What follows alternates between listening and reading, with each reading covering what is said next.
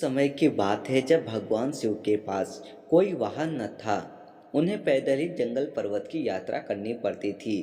एक दिन माँ पार्वती उनसे बोली, आप तो संसार के स्वामी हैं, क्या आपको पैदल यात्रा करना शोभा देता है? शिव जी हंसकर बोले, देवी हम तो रमते जोगी है, हमें वाहन से क्या लेना देना, भला साधु भी कभी सवारी करते हैं। पार्वती जी ने आंखों में आंसू भरकर कहा, जब आप शरीर पर भस्म लगाकर बालों की जटा बनाकर नंगे पांव कांटे भरे पथ पर चलते हैं तो मुझे बहुत दुख होता है। शिवजी ने उन्हें बार बार समझाया परंतु वह जिद पर अड़ी रही।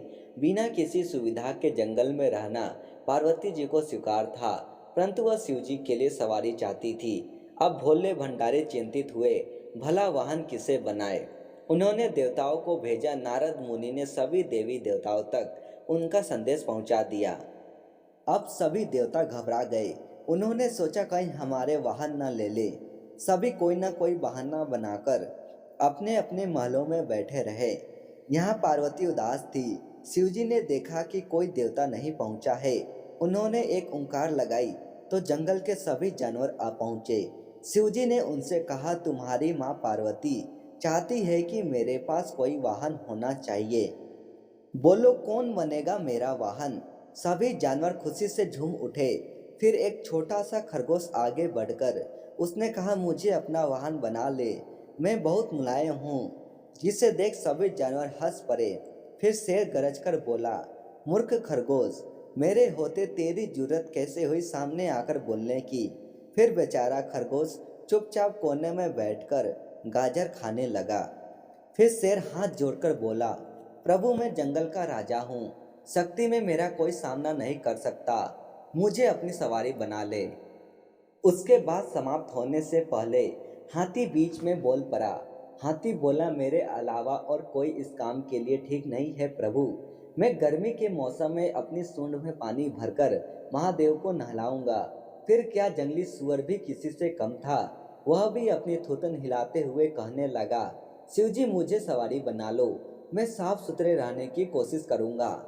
कहकर वह अपने शरीर की कीचड़ चाटने लगा।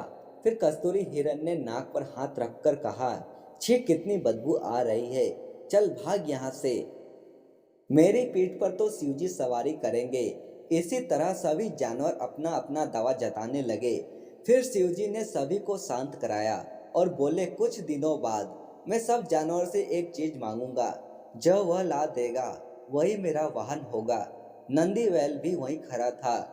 उस दिन के बाद से वह छिप छिप कर शिव पार्वती के बातें सुनने लगा।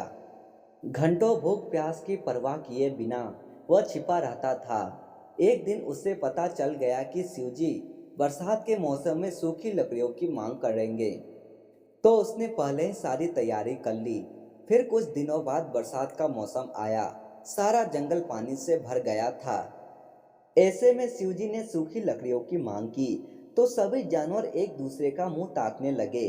फिर नंदी बैल गया और बहुत सी लकड़ियों के गट्ठे ले आया। तो फिर भगवान शिव यह देखकर बहुत ही खुश हुए।